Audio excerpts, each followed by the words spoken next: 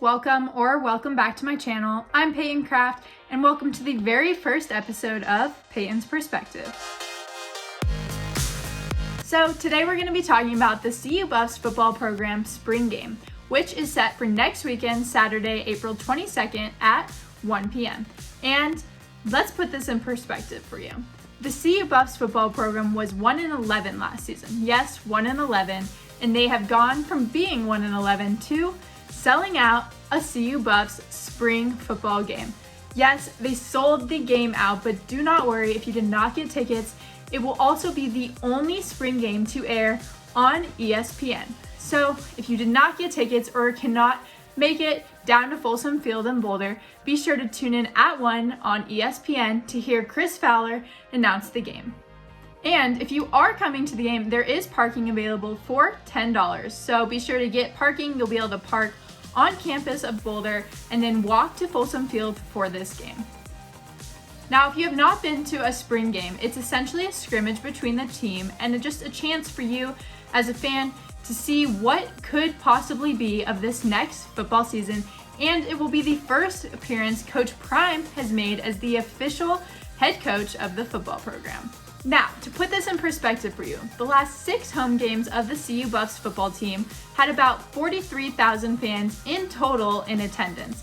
This year, the spring football game is projected to have about over 45,000 fans in attendance for the entire game.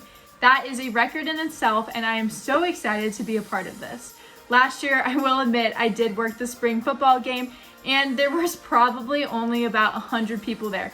Maybe a little more, but what I'm saying essentially is this is a huge deal and a huge impact Coach Prime has made, not only on this football team, but on the Boulder community themselves.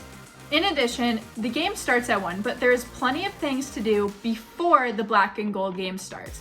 So from 10:30 to 12:30, the Children's Hospital of Colorado will be putting on a field day, and they will have games, activities, and inflatables for you to hang out, have some fun before the game, and there will also be an autograph session of former CU Buff current players in the NFL and former players in the NFL.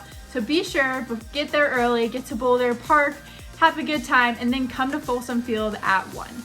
Additionally, I wanted to shout out our CU Buffs volleyball and soccer team, which will also be having their spring game on April 22nd at 11 o'clock. So the CU Buffs volleyball team will be playing at the CU Event Center, and soccer will be on Kittredge Field. So get there early, go watch a little bit of these games, and then come head down to Folsom Field. I hope to see you there, and as always, go Buffs. Another thing to put in perspective for you is this is the first time since the 1980s that CU has charged for tickets to this spring game. Tickets were only $10, and students are getting in for free to Folsom, and they will roughly account for about 6,000 of the fans in attendance at Folsom that day.